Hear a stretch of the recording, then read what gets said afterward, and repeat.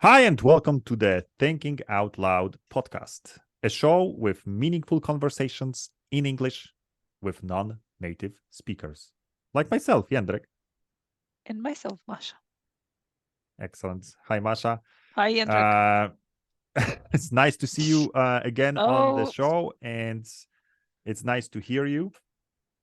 Um, like we are two English always, teachers. every week. We are two English teachers still, right? We are still in the profession. Yeah. Yeah. How Yeah. how long, I wonder, but Oh yeah, Masha. I think I asked you once on this show, and you are quite a young teacher, I think, in what? comparison to me. In comparison to me, I mean, your Okay. career and a Well, young I've been person, in of course, teaching too. for 13. It's not even 10 years, right? Is No, it no, it's more than 10, maybe more 11. than 10? All right, maybe 11. All right. And I Is it a think I young started teacher? in. I kind of, I don't know, probably not.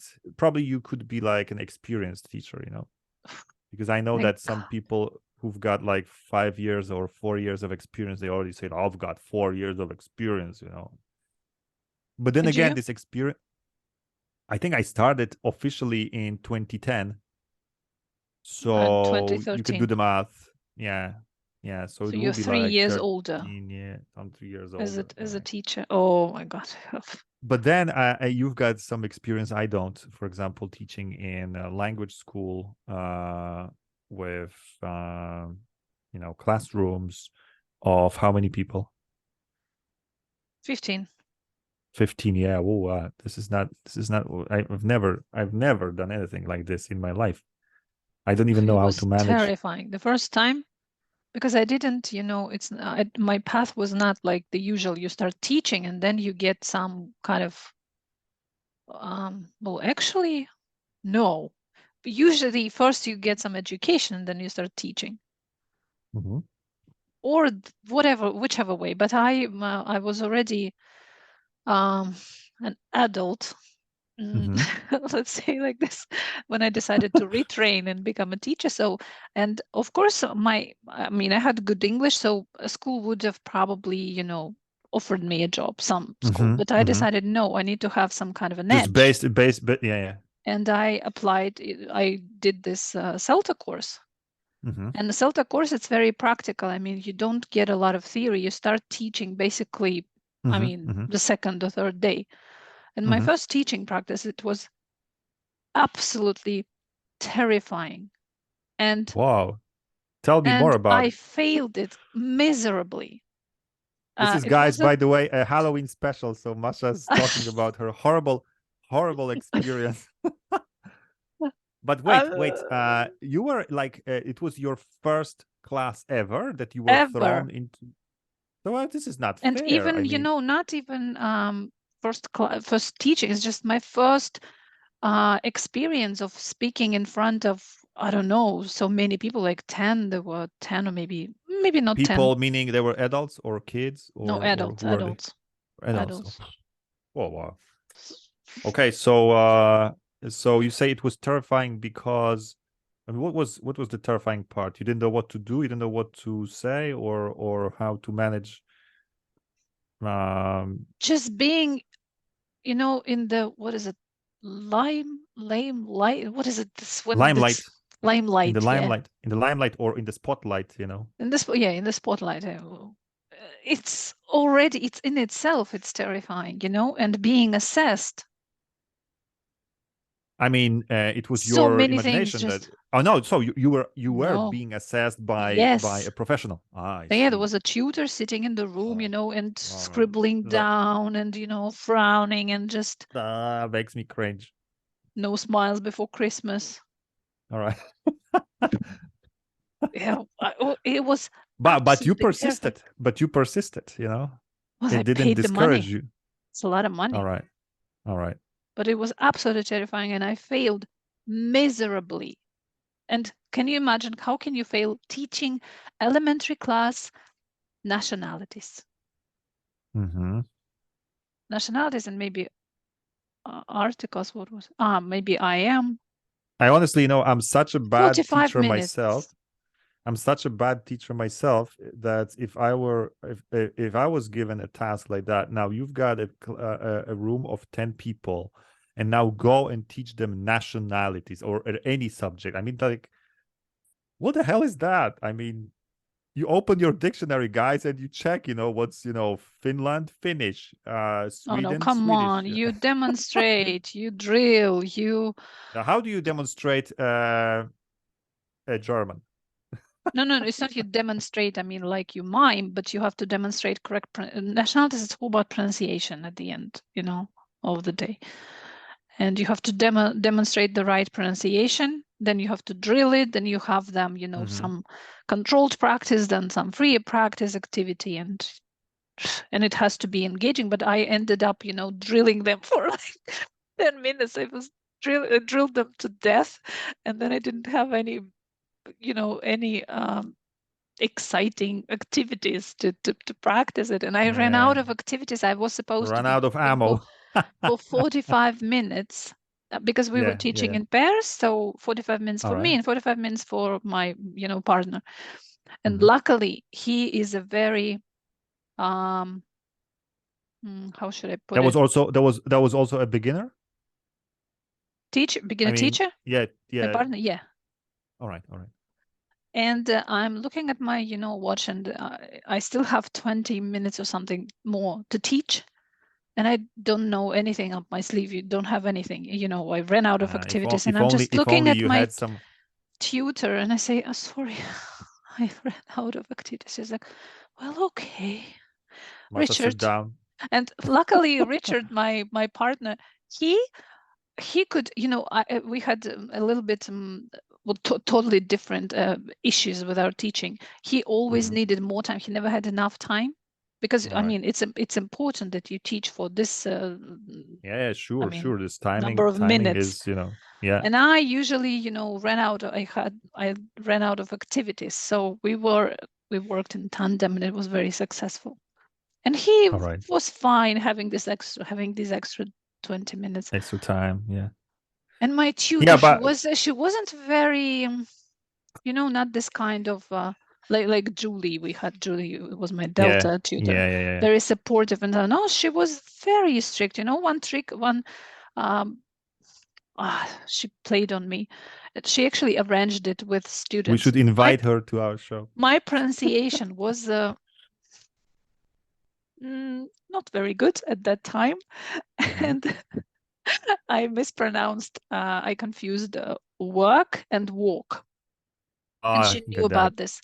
Sorry, Masha, there was a break I didn't hear. You mispronounced what? Walk and work. Yeah, walk and work. Okay. And work.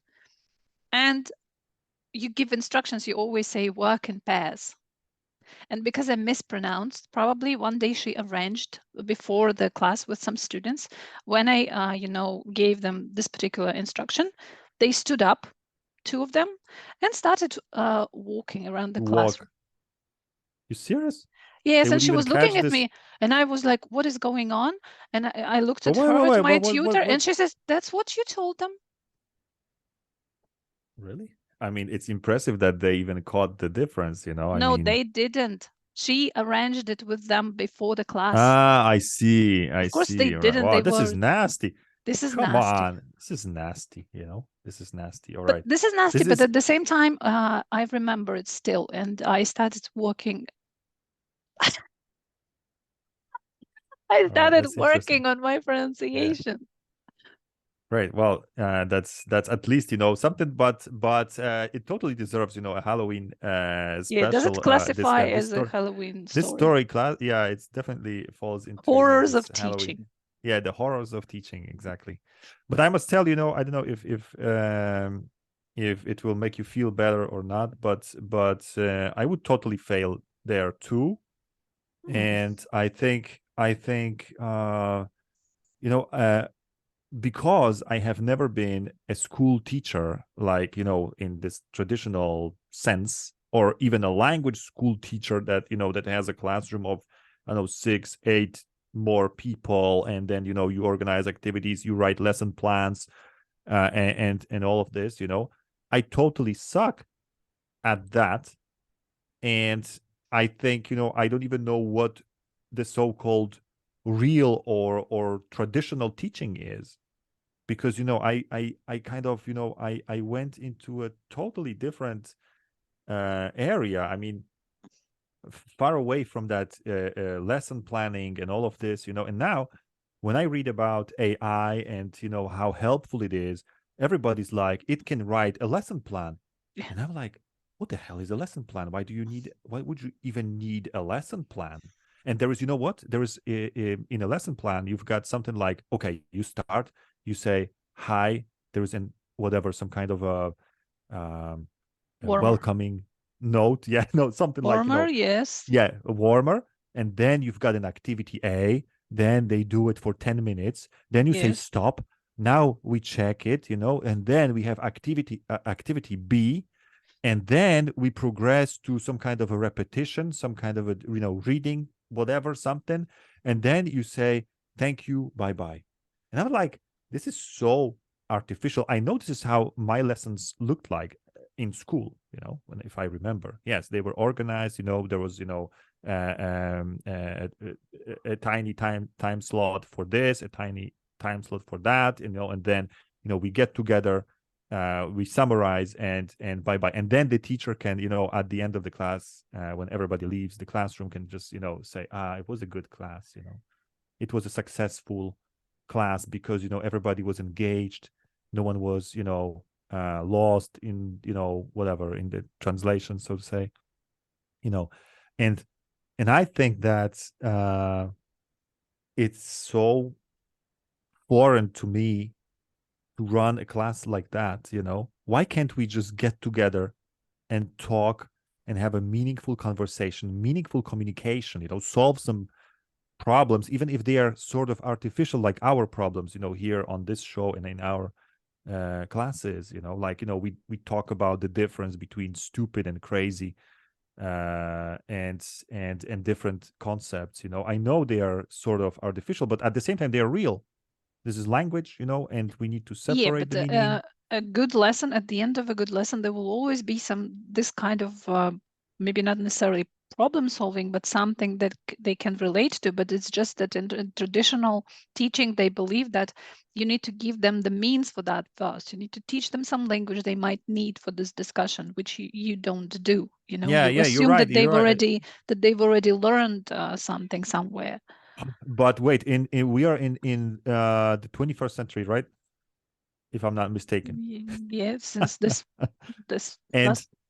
and I think that language, I mean, there's a lot of language, not to mention a lot of tools and so on. And I sort of assume, and I think I'm correct in this, I assume that let's say, building blocks, that is phrases or words, are either there in around, or you've already got your first language.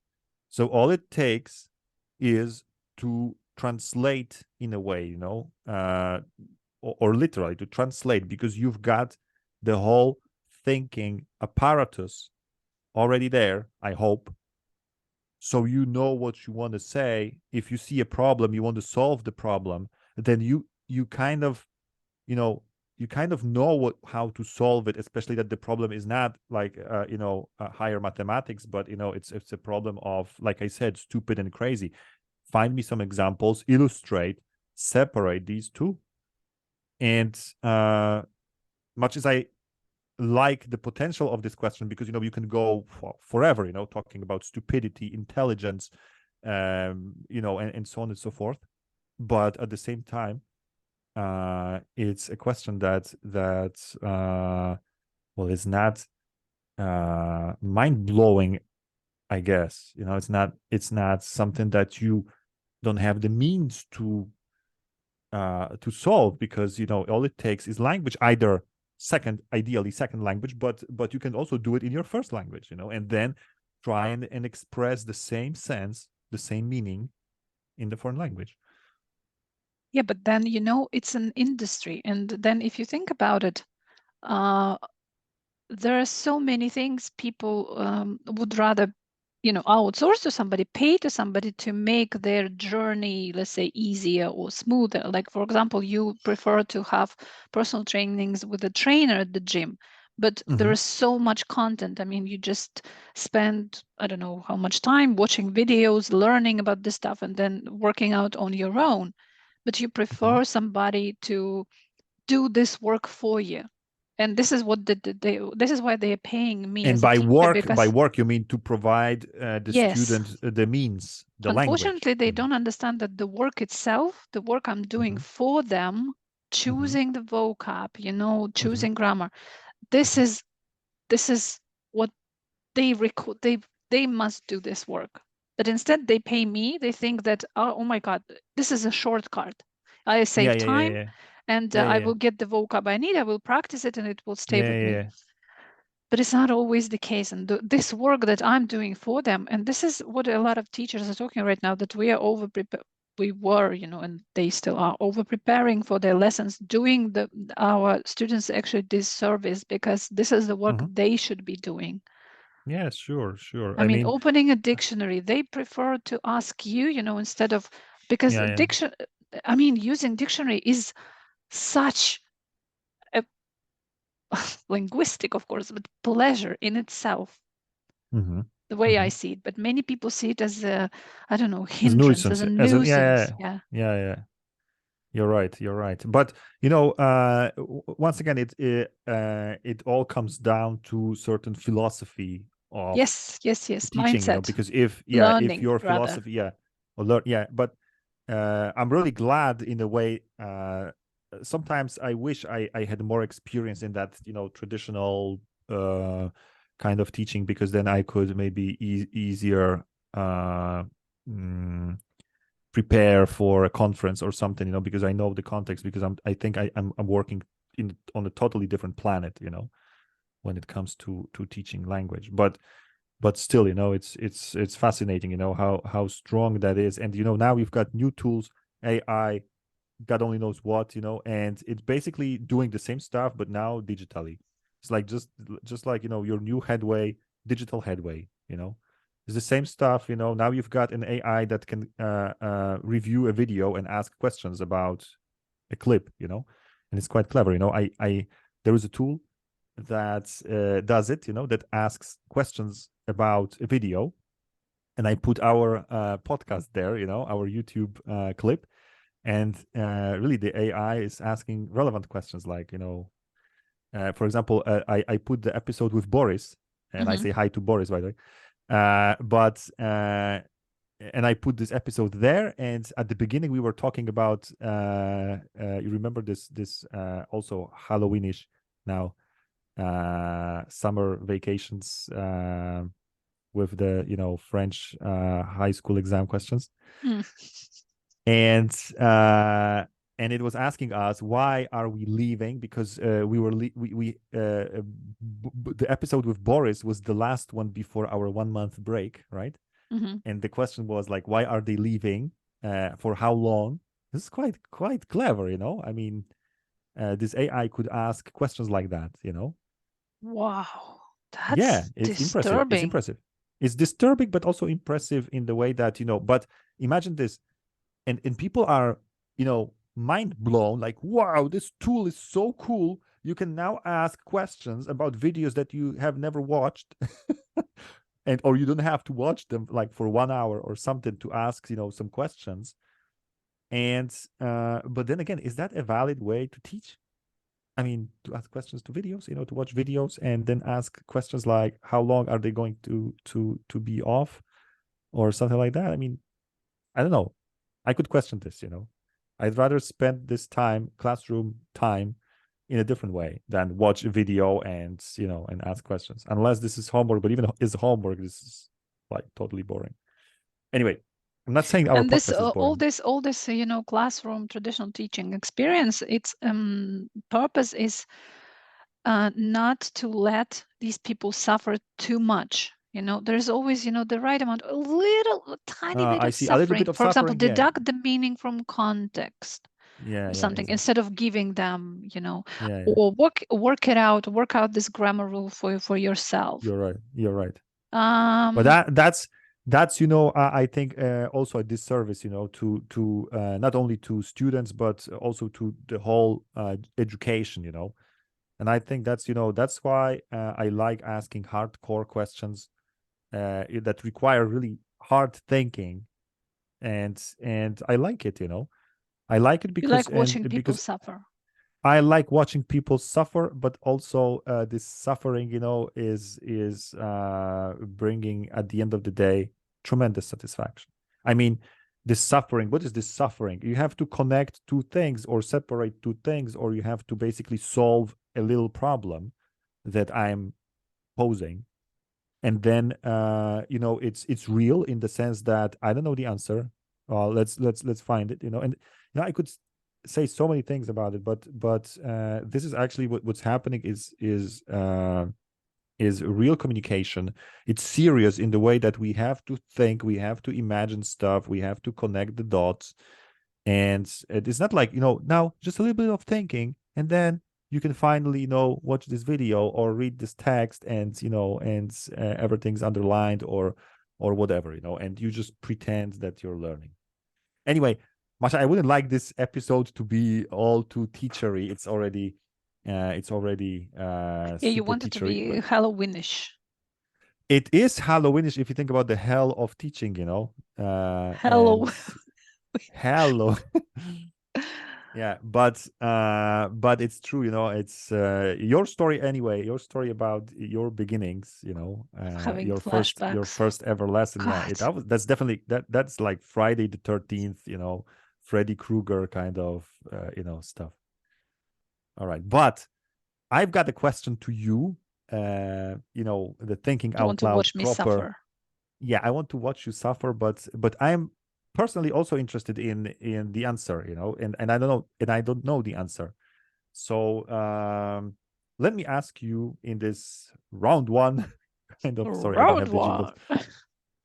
Yes, Ella is probably laughing now, Masha, because every time you do it like round one, she's laughing, because we used to have a jingle. For those who don't know, we used to have this, automatic voice, but I didn't plug in the console. Anyway, I'd like to ask you in this Halloween special, how do you see the difference between scary and creepy? Come on. I mean, what makes stuff scary? What makes stuff creepy? And do they somehow go together, or not necessarily? You can be scary without being creepy, or being creepy without being scary. I think we touched upon the subject with my son the other day. It was Ah, that's even about, better. I totally forgot. I'm thinking of a classic horror movie with, Mm-hmm. dead people, zombies. They're definitely not Zombies, yeah. creepy. Not Zombies creepy. are not creepy No. when The their creepiest thing, saliva is. again, it's another, fun fact about me. For me, the creepiest thing Halloween. ever. All right. For example, I was yesterday, on Saturday, I was walking. Sorry, Her name walking was or Tanya. walking? Tanya, Walking walking, or working? So I walking. didn't I get. was walking in the forest and actually working hard, searching for mushrooms, which we don't have this year. Perfect. Okay. And I thought I saw, a glimpse of something, maybe a person. Mm-hmm. And then I looked over there. There was nobody there, of course. But and I started thinking, if it was somebody, another mushroom hunter like me, just walking by, I like this it hunter, mushroom hunter. It's not a picker. It's not a picker. It's a hunter. it's a hunt. Yeah. Yeah. Oh, mushroom picker, of course. Yeah, but I like this, and it would have been fine. But I immediately, I have terrible imagination. I mean, it always goes the wrong way, and I imagined a little girl just standing there and looking at me, not And like the smiling. one from The Ring, the horror. The Ring, there was a little girl. When it's a child, it's the creepiest of all. It's when it's a child. So a child just standing, doing nothing, no blood, nothing, and just looking at you in the forest. And you call that scary or creepy? I call that creepy. Very, very creepy. Because it starts creeping. What is it? Starts something creeping up your skin. It's not goosebumps, not, but something, you know. It's like, The but you know creepy what? In is that, when, because it's very, very unnatural. It's very strange. yeah, but at the same time, like you said, the girl doesn't have a knife No, nothing. or blood No, on it. no, Oh, no. all right. But she's just doing a very unnatural thing for a child. Children usually run around, they laugh, you know, they fool around. But she's standing very, very still and just looking at you without smiling. Yeah, and that would be creepy, but What imagine is scary she about a pulls little out. girl? You know, nothing. Yeah, you're right. But you know, this is what movie makers, horror makers are very often using. You know, they have a doll or another object that's potentially like totally, harmless. Harmless. Yeah, like a doll, a little girl, or I know some kind of a teddy bear. I don't know if there was a horror with teddy bears, but anyway, it's an object that is supposedly It's doing something totally. unnatural, because think of zombies. That's what zombies do. I Yeah, mean, they they are want to eat your half brain. I mean, rotten it's everybody. bodies, you know, Yeah, they're, everybody knows it. yeah. Or if it's a dead man, he's Hmm. after your whatever, blood, soul, whatever. They behaving the Brain. way you expect them to behave. But you don't expect this kind of behavior from a little girl, from a doll. And that's why it's creepy. Yeah, you're right. Okay, so I get the essence of creepiness. It's something that looks normal, but is put in a strange context. Yeah. Is that it? Yeah. So if there's also if there's and even an adult, I know somewhere Yeah, in a just corner of a standing and room, yeah, just just standing staring, and staring at you. it's kind of Standing creepy. still. Yeah, it's very creepy. But so creepy means that it gives you the creeps. It's kind of, what are the creeps, by the way? It's like the goosebumps? No, Well, kind of yeah, I don't know. It's something shivers. that's, you know, crawls up your, I don't know what it is. So creepy. Okay, I get it. So creepy means that it's just super strange. And creepy, you know, creepy will always be scary, because I would be terrified if I saw something like But this. there's no, wait. Until that little girl in the forest pulls out a knife or any other weapon, and start charging towards you, and that's when it's scary. But as long as she's just there, just staring, because you could, what's your, why is your first reaction like, wow, this is creepy? Why isn't your first reaction like, wow, little girl, have you lost your way, or what are you doing in the middle of the forest alone? You know, but Because I'm thinking when she there is something pulls out a repulsive, right? knife Yeah. and charges at me, it will not be scary. It will be, I would need to, you know, be so focused to defend myself. Yeah, okay, I It will see. be, there will be There's some no time kind of for fear, fear. kind of. There will be a little fear, but you would need to, I mean, this rush of adrenaline or cortisol, whatever, and you go into this fight or flight, you know, mode. Yeah. So if you get scared, you will simply freeze, I guess, Well, or maybe but you don't know. run. No. But let's concentrate on the girl. When is she actually scary? Because why is your first reaction to upon seeing her like it's creepy and not she needs help? And why isn't your first reaction like, because there's a certain If she needed repulsion help, that. she would be crying. Oh yeah, and then okay, and then it's no problem, right? It's no, You yeah, approach. absolutely, Yeah, you're right. absolutely. But then again, it's a But little bit creepish, you know, a little girl in the forest alone. But again, if she's crying, if she's clearly in distress, then, you know, yeah, it's not my creepy my because my desire to this is help what will little girls. overpower the creeps, I guess. I I hope. see. I see. I'm not Yeah. So once such a again, coward. unnatural behavior is Yeah, but creepy. again, what is natural in a girl with a knife? It's also unnatural. No, but this one's scary. Let's not mix it up. This one's scary. It's scary. To see a girl, especially with a bloody, I don't know, shirt or something. Yeah, when the knife comes in, it's not the girl. It doesn't matter who. It's the knife that's scary. Yeah, it's Okay. Yeah. yeah, and this fact that there's blood, there's hurt, there is an injury Death or death. Yeah. potential. Yes. Okay, I see. So a spider is creepy or scary to you? I don't know if you're even neither, No. because you're not They're into magnificent creatures. yeah, I share your point of view. I mean, there are so many people that would point out spiders, on the top of their list of scary things, or Well, I mean, I would be animals. scared if the spider is poisonous. It's natural because I don't want to die, but just the Yeah, look of but it. even No. a tarantula, like a big hairy spider, it is magnificent, by the way. No?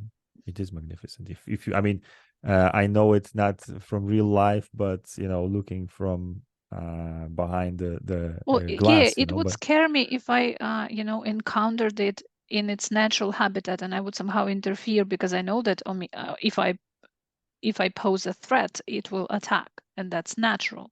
So I would be only scared if I see a snake in the forest.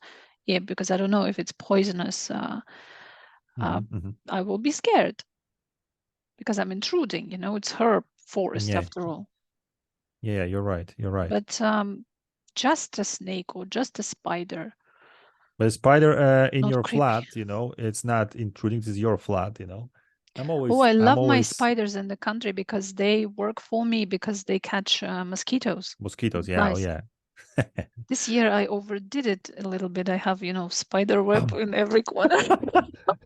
I was busy. I was just busy, and I love my spiders. Yeah, but I never kill my Symbiotic spiders relationship. unless they're they are not cooperating. Poisonous. But I sooner take a newspaper, and instead of hitting them, Yeah, I just set let them them free. yeah, I set them free. I mean, I let them walk onto the newspaper, and then I throw them away through the window or something. But I'm really sensitive to spiders, but not to flies, and I hate flies. And if I get a You kill newspaper, them. I kill flies. Well, flies are Wasps. wasps. Oh yeah, I mean, I respect the wasps. Wasps. You I respect wasps. respect them. They are thieves. I You should They respect are, bees. but somehow I guess it's not like I want. My first reaction is to kill them. I want to wave them off, like Yeah. But it's not like. But when I see flies and walking on my plate or And anywhere, God I just want knows to where it kill walked that. before that. Yeah. Yeah, exactly. And it was probably shit. Most likely. All right, fine. So, but okay, we've got another beautiful thing that you did with this, scary and creepy. I feel like I would just like to see maybe one more example of something creepy. Okay, that girl. Could objects be creepy? Like, I don't know, inanimate. I mean, inanimate stuff. Could that be creepy? Like a room? Could a room be creepy?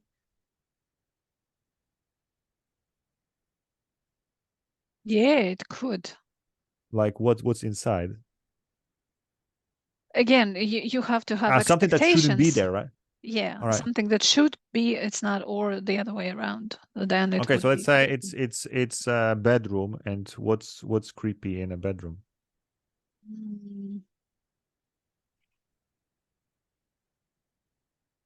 Some device for torturing. Yeah, you're right. You're right. That would be Some double-use device, it could be used for this and for torturing, but it definitely doesn't belong in the bedroom. I can't all right, great. come up with something off the top of my head. Okay, I'm thinking now of a kitchen, and you open the fridge, and there's a chopped off head in the Oh no, fridge. that's Is not that creepy. That's not creepy. no? But it is sort of out of place. Yeah, but it's vulgar horror film, Okay, very it's primitive. vulgar, right? You know, this is primitive And scare when they show you dead bodies, yeah, chopped off exactly. No, heads, that's what blood. many movie directors, horror directors. I wish Izoya was here with us right now, because I know she's an expert on horror movies. And we wasted our time with her, asking her about professionalism. I'm definitely not. I mean, I watched maybe one time my husband made me watch this Call, not the Hollywood, the Japanese one. So I'm not into movies, as you know, but But you know the Call, what it's about. Not really.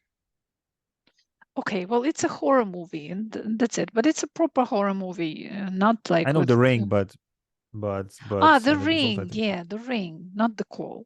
There is another All one right. which is called The Call, where two women live in different times, but in the same house. But that's a different one. The Ring. Okay, Yeah, so The Ring, I know The Ring. Yeah, there was yeah. once really I don't know if I can call it a fashion, It was really but big yeah, at its it time. was Yeah, really big. Yeah, and but you're there right. is There a was the Hollywood Hollywood one version, and and Japanese. the Japanese. And I think I watched the Japanese one. My husband made me watch it, and I couldn't sleep for like a week. And even on that particular night, I You're couldn't afraid sleep, of a and phone call? no. This Receiving a phone call after this watching the. image of this lady, long hair, Yeah. Oh, just she was totally creepy. She was totally creepy. yeah, That's scary creepy. because yeah. But you know what? I think that too long hair or nails, really long nails, they are creepy to me. Yeah, They are not scary.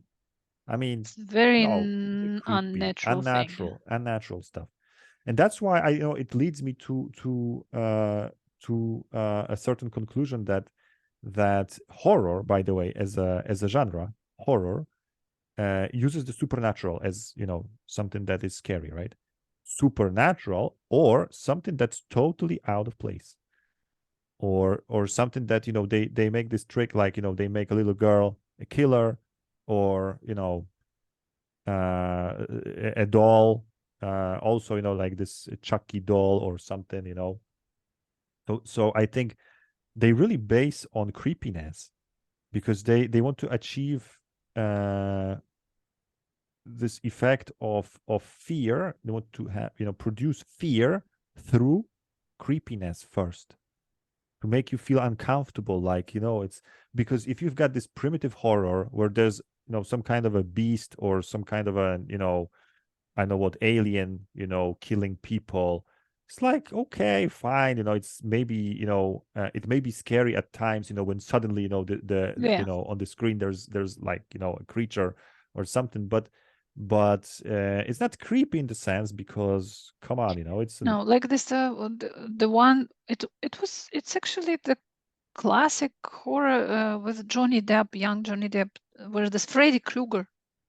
all right, yeah, Freddy Krueger, yeah. Nightmare on Elm Street, yeah. Yeah, exactly. Is it scary? It's not scary. Is it creepy? Not really, and not even scary. Maybe for kids, but once you understand what's going on, and kind of, it's very hard to kind of believe it, like like it's not believable what's happening there. It's total fantasy, right? And that's what makes that's when it stops being scary. But the other thing I'm thinking about, this the only book I ever read by Stephen King. And I don't know again why I did it. I regret it till this day. It was this Pet Cemetery. All right, yeah, I know the title. I never read the book. I thought I needed therapy, honestly, just to put you in the picture how much I don't like and just how much it's not my cup of tea. All right. But once I started, I already understood where it was going, but I just couldn't. I had to finish reading it. I don't know, that's another very strange thing. But then no, there's a natural tendency in do you know this in book, everybody or maybe that film? No, I mean, I know the title, of course, but I don't think I ever read anything by King, This was the only one. So first I went through this utmost horror of a parent losing their child in a car accident, not even accident. And then when this child, they wanted to, he wanted to bring him back to life, and they actually succeeded. Mhm. Oh my Oh my God. God. Well, I have to read it, it's kind of No, it's no. got to I don't know ask how tough Ella. you are, but I I know honestly Ella thought is I not would into need horrors, right? therapy. All right. I wanted to know. I wanted first. My first thought was I'll ask Ella, if she could read it, but I know she's not into horror stories at all. So she's in our camp. So We are this was very anti creepy, horror. because first it was a cat Yeah. that, came back. Mm-hmm. And then there was this child, and then there was his wife. So even Mm-hmm. with the cat, it was already very, very creepy how it behaved. All right. It All was right. like living but dead. But that's, I think, a true that's a true horror, where you are really afraid, and this is a very, very skillful use of creepiness and scariness, scary elements and creepy elements. It's not an easy task, I think. I'm thinking now of the classic horror stories by Lovecraft. I don't know if you read ever Lovecraft, H.P. Lovecraft.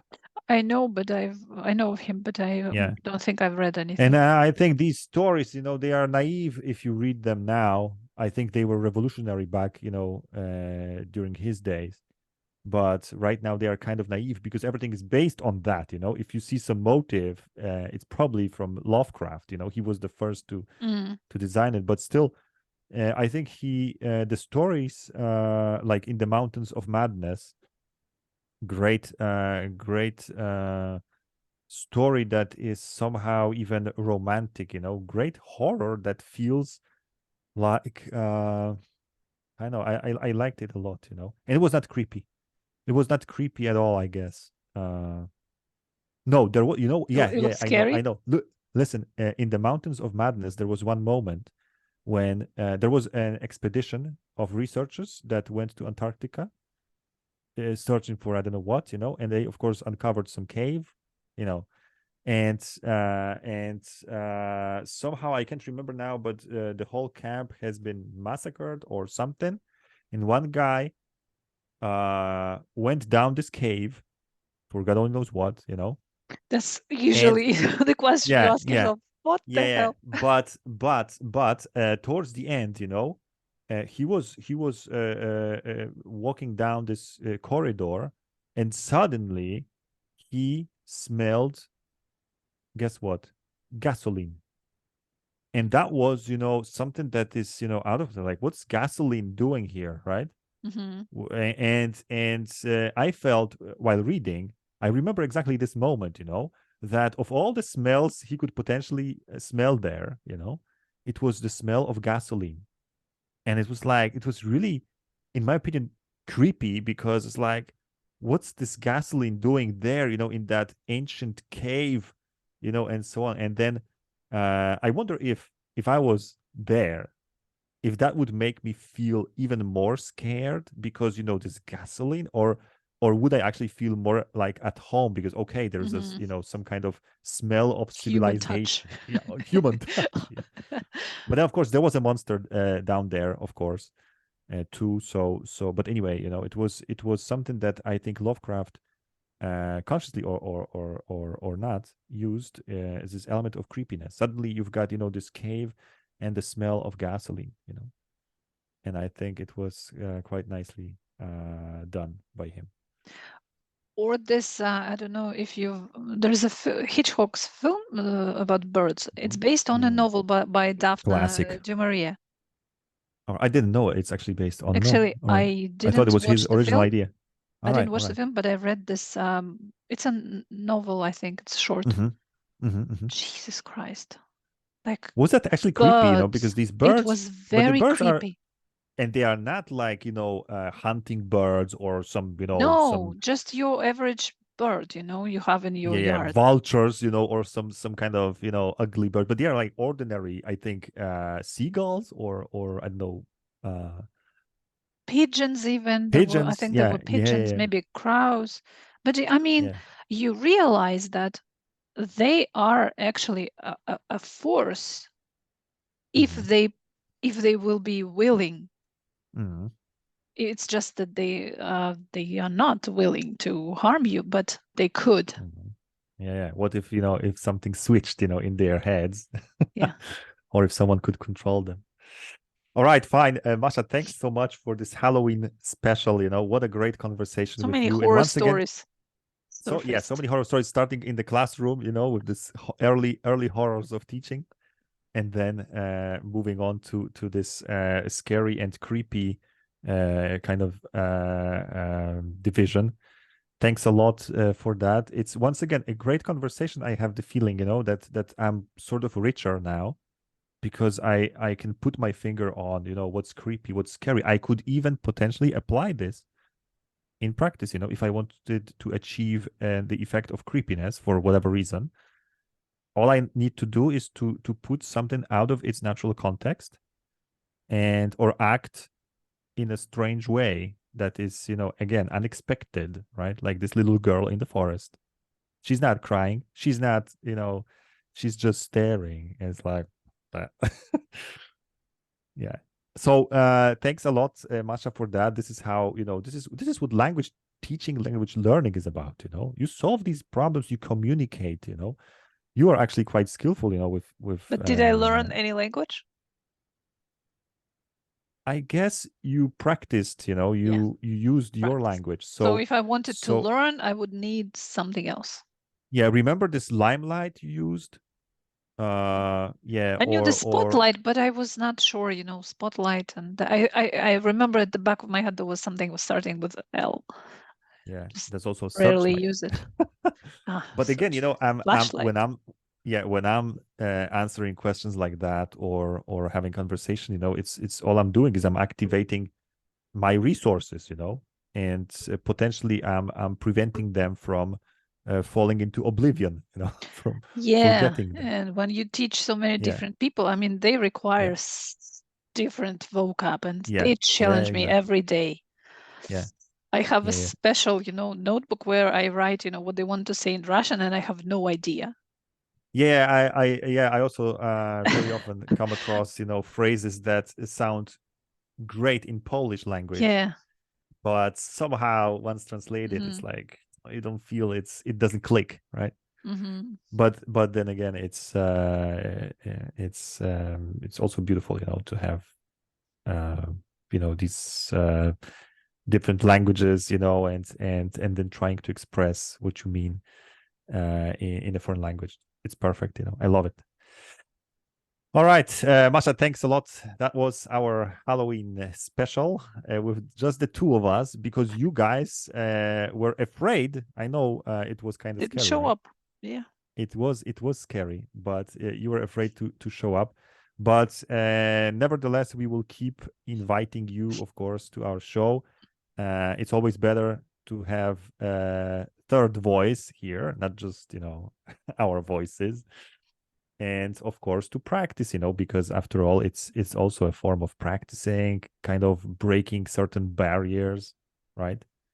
It's kind of opening up, and and we've talking got about your fears felt like therapy, Yeah, it feels like therapy, exactly. My fears. Excellent. So Masha, it's over to you to say certain sacramental phrase at the end. This was another episode of the Thinking Out Loud podcast. Thank you everyone for listening. Stay tuned for the next one. Bye-bye. Bye-bye.